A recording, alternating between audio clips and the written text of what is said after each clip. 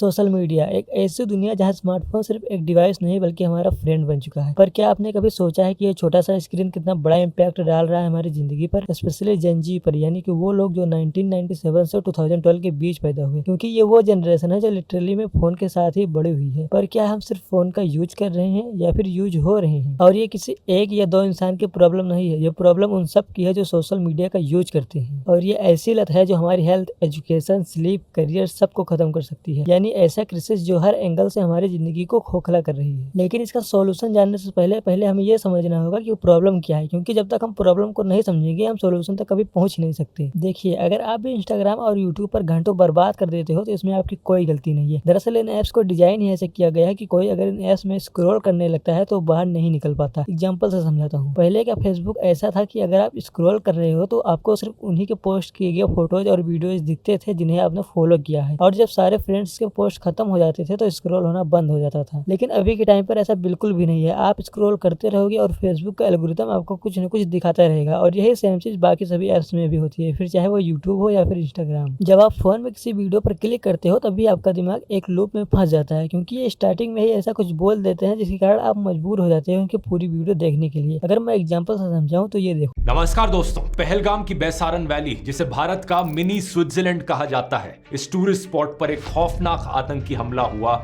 जिसे देखकर पूरे देश की रूह कांप गई है। इसे सुनने के बाद कोई भी सोच में पड़ जाएगा कि ऐसा क्या हुआ था और क्यों हुआ था, और आप पूरी वीडियो लास्ट तक देख कर ही लौटोगे। और कोविड-19 के बाद तो स्क्रीन टाइम और भी बढ़ गया है। एक एवरेज यंग एडल्ट का डेली स्क्रीन टाइम 6 घंटे से भी ज्यादा होता है। अगर आप देखना चाहते हो कि आपका स्क्रीन टाइम कितना है तो ये आप अपने फोन की सेटिंग में जाकर देख सकते हो, और यहाँ से आपको ये भी पता चल जाएगा कि आपका सबसे ज्यादा टाइम किन एप्स में वेस्ट हो रहा है। लेकिन अब बात करते हैं कि अगर हम इस लूप में फंस गए हैं तो बाहर कैसे निकले। तो पहला तरीका है कि आप फोन को छुओ ही ना, या फिर जितना हो कि अपने से फोन को दूर रखो। लेकिन इसका कोई फायदा नहीं होगा अगर आप अपने दिमाग को कंट्रोल में नहीं रखते हो, क्योंकि अगर आपका दिमाग फोन के बारे में ही सोचता रहेगा तो क्या फायदा, आपका समय तो वेस्ट हो ही रहा है। इसके लिए आप क्या कर सकते हो कि आप अपने आप को बिजी रखो उन कामों में जिनमें आपका इंटरेस्ट है, जिससे आपका दिमाग को फोन के बारे में सोचने का मौका ही नहीं मिलेगा। दूसरा काम आप ये कर सकते हो कि आप अपने फोन की सेटिंग में जाकर लिमिट लगा सकते हो कि आपको कौन से एप्लीकेशन को यूज करना है और कितने देर के लिए यूज करना है। इससे आप इन सारी चीजों से बाहर निकल सकते हो, क्योंकि जैसे ही आप उस लिमिट तक पहुंचोगे आपके फोन पर अलर्ट का मैसेज आ जाएगा और वो ऐप ऑटोमेटिक डिसेबल हो जाएगा। अगला काम आपको ये करना है कि आपको अपने फोन का वॉलपेपर को ब्लैक रखना है, जिससे आपको फोन बोरिंग बन जाएगा और आपको फोन चलाने का बिल्कुल भी मन नहीं करेगा। अगला तरीका है कि आप अपने फोन की नोटिफिकेशन को ऑफ रखो, जिससे आपका दिमाग बार बार डिस्टर्ब नहीं होगा। इसके अलावा आप बाहर जाओ, दोस्तों से मिलो, बातें करो, जिससे आपका फोन से कनेक्शन टूट जाएगा। तो ये रहे कुछ बेसिक टिप्स और आइडियाज जिससे आप फोन चलाने की आदत से बच सकते हो। अगर आपने वीडियो को ध्यान से देखा है तो कमेंट में ये बताओ कि मैंने कितने तरीके बताए हैं फोन एडिक्शन से बचने के लिए। अगर आपको नहीं पता तो आप वीडियो को फिर से देखो और कमेंट में बताओ। और अगर आपको कोई चीज अच्छी नहीं लगी तो वो भी बता सकते हो, जिससे मैं अगले वीडियो में सुधारने की पूरी कोशिश करूंगा।